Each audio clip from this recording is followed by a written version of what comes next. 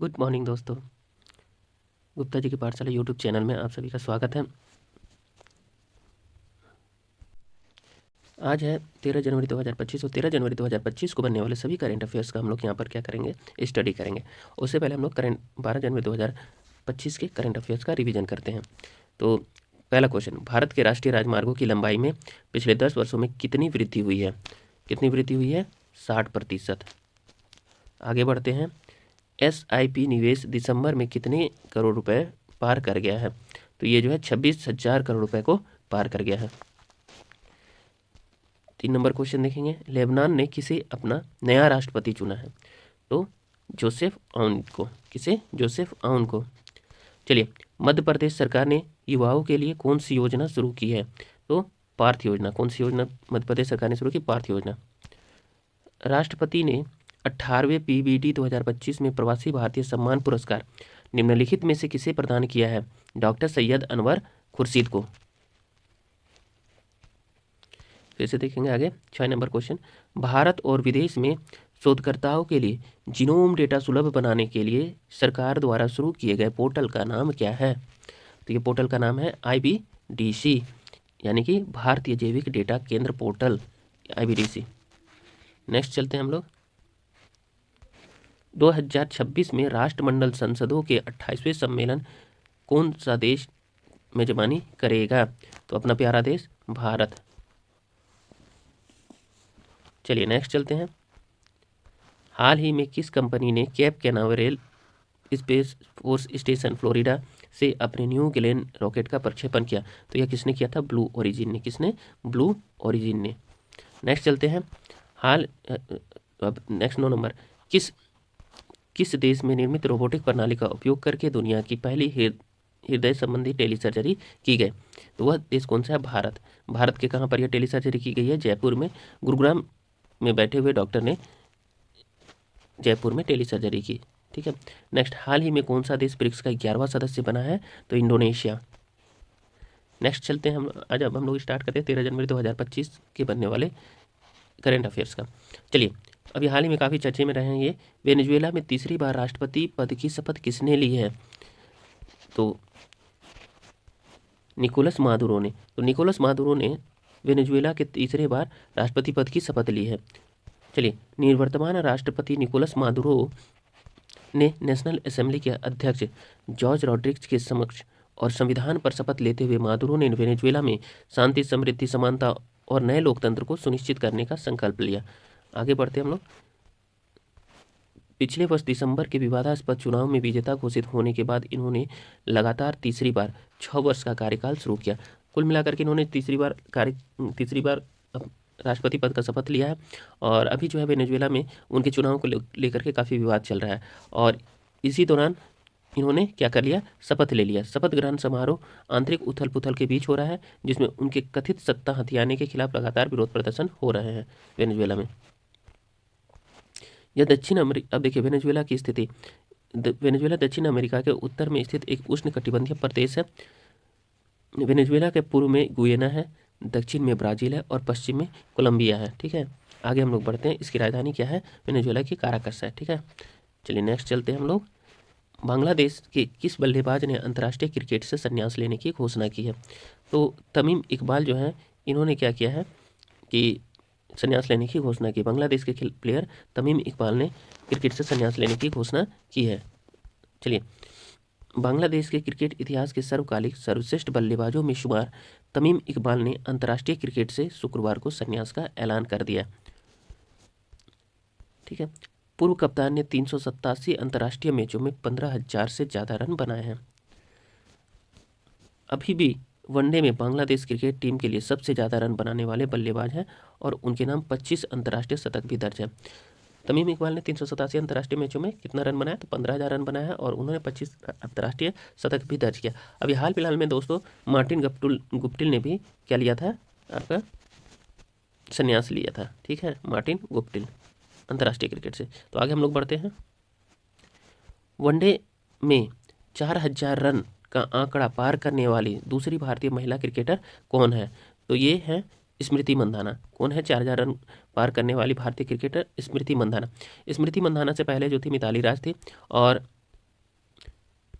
इन्होंने ये जो उपलब्धि हासिल की है स्मृति मंधाना ने, यह उन्होंने इतिहास रचा है आयरलैंड के खिलाफ। कहाँ, किसके खिलाफ? आयरलैंड के खिलाफ। और कितने, वो इन्होंने पहले वनडे में आयरलैंड के खिलाफ 41 रनों की शानदार पारी खेली। मतलब अपने आयरलैंड के खिलाफ पहले ही वनडे में उन्होंने 41 रनों की पारी खेली और इसी के साथ टीम तो जीती ही जीती, उसके साथ ही उन्होंने इतिहास रच दिया 4000 रन का आंकड़ा पार करते हुए। ठीक है, 4000 रन का आंकड़ा पार करते हुए। चलिए नेक्स्ट देखते हैं। भारत ने राफेल तूफान के बाद किस देश को मानवीय सहायता भेजी है? बोला अभी हाल फिलहाल में राफेल तूफान आया था, उसके बाद किस देश को भारत ने मानवीय सहायता भेजी है? तो ये राफेल तूफान आया कहाँ था? राफेल तूफान जो था ये आया था आपका क्यूबा में। कहाँ पर आया था? क्यूबा में। ठीक है, तो क्यूबा में जब राफेल तूफान आया तो उसके बाद भारत ने उन्हें मानवीय सहायता प्रदान की थी। अब इसका हम लोग डिटेल देख लेते हैं। कैरिबियाई देश क्यूबा राफेल तूफान यानी हरिकेन राफेल से तबाह हो चुका है। प्राकृतिक आपदाग्रस्त क्यूबा की मदद को भारत आगे आया है। भारत ने क्यूबा को मानवीय सहायता के रूप में सामग्री भेजी है। अब देखिए क्यूबा के बारे में हम लोग थोड़ा सा पढ़ लेते हैं कि आखिर ये है कहाँ पे। तो ये उत्तर अमेरिका महाद्वीप में स्थित है। यहाँ के राष्ट्रपति कौन है? तो मिगेल डियाज कानेल है और क्यूबा के प्रधानमंत्री का नाम है मैनुएल मोरेरो क्रूज है। ठीक है, नेक्स्ट चलते हैं हम लोग। 5 नंबर क्वेश्चन में हम लोग देखेंगे। केंद्रीय मंत्री पीयूष गोयल ने 11 जनवरी को कहाँ से भारत क्लाइमेट फोरम 2025 में भारत क्लीनटेक मैन्युफैक्चरिंग प्लेटफॉर्म का शुभारंभ किया है? ठीक है, तो उन्होंने देखिए केंद्रीय मंत्री पीयूष गोयल हैं जिन्होंने क्या किया था, भारत क्लाइमेट फोरम 2025 में उन्होंने भारत क्लीनटेक मैन्युफैक्चरिंग प्लेटफॉर्म का शुभारंभ किया था। कहाँ से? तो दिल्ली से। कहाँ से? दिल्ली से। चलिए इसके बारे में हम लोग डिटेल से पढ़ते हैं। केंद्रीय पीयूष मंत्री गोयल ने 11 जनवरी को नई दिल्ली में भारत क्लाइमेट फोरम 2025 में भारत क्लीनटेक मैन्युफैक्चरिंग प्लेटफॉर्म का शुभारंभ किया। कुल मिलाकर के दिल्ली से उन्होंने ये कौन सा प्लेटफॉर्म, तो भारत क्लीनटेक मैन्युफैक्चरिंग प्लेटफॉर्म जो है उन्होंने उसका शुभारंभ किया। और आखिर ये भारत क्लीनटेक मैन्युफैक्चरिंग प्लेटफॉर्म है क्या? तो यह देखिए यह सौर, पवन, हाइड्रोजन और बैटरी भंडारण क्षेत्र में भारत की क्लीनटेक मूल्य श्रृंखला को बढ़ाने के लिए डिजाइन की गई है। अब इस प्रकार के जो प्रोग्राम चलाया जा रहा है, इस प्रकार के प्रोग्राम से क्या होगा, भारत में जो परंपरागत ऊर्जा यूज़ हो रहा है उसमें कमी आएगी और भारत का 2070 तक जो आपका ग्लासगो के COP27 में जो इन्होंने क्या किया था, वादा किया कि 2070 तक भारत का कार्बन उत्सर्जन को क्या करना है, शून्य करना है। ठीक है, तो इसी संकल्प को आगे बढ़ाने के लिए इस प्रकार के प्रोग्राम भारत में चलाए जा रहे हैं। अब 6ठा क्वेश्चन हम लोग देखेंगे कि थर्ड आई एशियन फिल्म महोत्सव 2025 कहाँ शुरू हुआ है? तो देखिए ये जो शुरू हुआ था मुंबई में। कहाँ पर शुरू हुआ था? मुंबई में। तो थर्ड आई एशियन फिल्म महोत्सव 2025 जो है मुंबई में शुरू हुआ। मुंबई और ठाणे दोनों जगह हुआ था ये। चलिए थर्ड आई एशियन फिल्म फेस्टिवल यह भारत में आयोजित होने वाला एक प्रतिष्ठित फिल्म फेस्टिवल है। ये एशियाई सिनेमाओं को एक मंच प्रदान करता है। यह एक प्रतिष्ठित फिल्म फेस्टिवल है और ये एशियाई सिनेमा को क्या करता है, एक मंच प्रदान करता है। यह फेस्टिवल विभिन्न देशों के फिल्म निर्माताओं को एक साथ लाता है।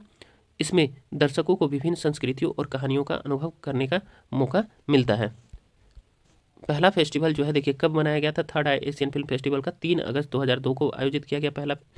ठीक है, उसके अब इसके कुल मिलाकर के अब इसके कुल मिलाकर के 21 वर्ष हो चुके हैं किसके, एशियाई फिल्म फेस्टिवल के आयोजन के। ठीक है, तो लगातार ये कौवा संस्करण था, 21वां संस्करण है, 21वां संस्करण है, ध्यान रखना है। अब देखिए थर्ड आई फिल्म फेस्टिवल मुंबई में 10 जनवरी से लेकर के 16 जनवरी तक आयोजित हो रहा है। थर्ड आई फिल्म फेस्टिवल महोत्सव में कुल कितनी फिल्में दिखाई जाएंगी? 61 फिल्मों का चयन किया गया है। इसमें अलग अलग देशों के जो प्रतिनिधि है वो शामिल हो रहे हैं। कहाँ कहाँ के? तो चीन से, मलेशिया से, बांग्लादेश, कजाकिस्तान, ट्यूनीशिया और भूटान से प्रतिनिधि आए हैं। फिल्मों की स्क्रीनिंग जो है कहाँ से शुरू हुई है? तो वो मुंबई के अंधेरी में, सायन और ठाणे में आयोजित की जा रही है। आगे हम लोग देखेंगे थर्ड आई फिल्म महोत्सव के दौरान मशहूर गीतकार और पटकथा लेखक जावेद अख्तर को एशियन सिनेमा कल्चर अवार्ड से सम्मानित किया गया। यह सम्मान उनके सिनेमा में अतुलनीय योगदान के लिए दिया गया है। तो इसमें एक क्या दिया गया, पुरस्कार भी दिया गया। किस किस श्रेणी में? तो ये दिया गया आपका cinema culture award, Asian cinema culture award दिया गया किसको? तो जावेद अख्तर को। ये भी एक करंट ही है तो इसको भी ध्यान रखिएगा, हो सकता है पूछ दे। चलिए 20 जनवरी को ट्रंप के शपथ ग्रहण समारोह में भारत की ओर से कौन शामिल होंगे? तो विदेश मंत्री एस जयशंकर। कौन? विदेश मंत्री एस जयशंकर अमेरिका के राष्ट्रपति ट्रंप के शपथ ग्रहण समारोह में भारत की ओर से प्रतिनिधि के रूप में सम्मिलित होंगे। आगे बढ़ते हैं हम लोग। देखिए, ट्रंप के स्वीयरिंग इन सेरेमनी में डोनाल्ड ट्रंप के शपथ ग्रहण समारोह में भारत को भी न्योता मिला है, जिसका काफ़ी चर्चा हो रहा था न्यूज़ में। विदेश मंत्री एस जयशंकर अमेरिका का दौरा करेंगे। ठीक है, अब ट्रंप जो है 47वें राष्ट्रपति के रूप में निर्वाचित राष्ट्रपति डोनाल्ड ट्रंप के शपथ ग्रहण समारोह में जयशंकर भारत का प्रतिनिधित्व करेंगे, बता ही चुके हैं। अब देखिए, इस यात्रा के दौरान एस जयशंकर ट्रंप के कई निर्वाचित मंत्रियों के साथ भी बैठक कर सकते हैं। चलिए नेक्स्ट देखते हैं हम लोग। नेक्स्ट में क्या है, 8 नंबर क्वेश्चन हम लोग देखेंगे। अरुणाचल प्रदेश के मुख्यमंत्री पेमा खांडू ने ब्रह्मपुत्र नदी पर राफ्टिंग के ऐतिहासिक अभियान को हरी झंडी दिखाई। यह कब से कब तक चलेगी? तो यह जो अभियान है ये कब से कब तक चलेगी? तो 14 जनवरी से शुरू होकर के 14 फरवरी तक ये चलेगा। कब से कब तक? 14 जनवरी से 14 फरवरी तक यह अभियान चलेगा। कहाँ पे? अरुणाचल प्रदेश में। कौन सा? तो देखिए, 14 जनवरी से 14 फरवरी तक अरुणाचल प्रदेश के मुख्यमंत्री पेमा खांडू ने ब्रह्मपुत्र नदी पर राफ्टिंग के ऐतिहासिक अभियान को हरी झंडी दिखलाई है। ठीक है, चलिए नेक्स्ट हम लोग चलते हैं, इसी का डिटेल पढ़ेंगे। 14 जनवरी से 14 फरवरी तक अरुणाचल प्रदेश के मुख्यमंत्री पेमा खांडू ने ब्रह्मपुत्र नदी पर राफ्टिंग के ऐतिहासिक अभियान को हरी झंडी दिखाई है। अब यह अभियान कितने दिनों तक चलने वाला है? यह अभियान 1 महीने तक चलेगा। इस अभियान का मकसद क्या है? इस अभियान का मकसद साहसिक पर्यटन को बढ़ावा देना, पर्यावरण जागरूकता फैलाना और युवाओं को साहसिक खेलों में प्रेरित करना है। चलिए, नीतीश कुमार ने दरभंगा में कितने करोड़ रुपए की परियोजनाओं का शुभारंभ किया है? तो इन्होंने, नीतीश कुमार ने दरभंगा में 1500 करोड़ रुपए की परियोजनाओं का शुभारंभ किया। कितने करोड़ रुपए की? 1500 करोड़ रुपए की परियोजनाओं का शुभारंभ किया है। ठीक है दोस्तों, आज का करंट अफेयर्स यहीं समाप्त होता है। आप लोग मेरे चैनल गुप्ता जी की पाठशाला को सब्सक्राइब करें, लाइक करें, कमेंट करें और शेयर करें। Thank you, have a good day.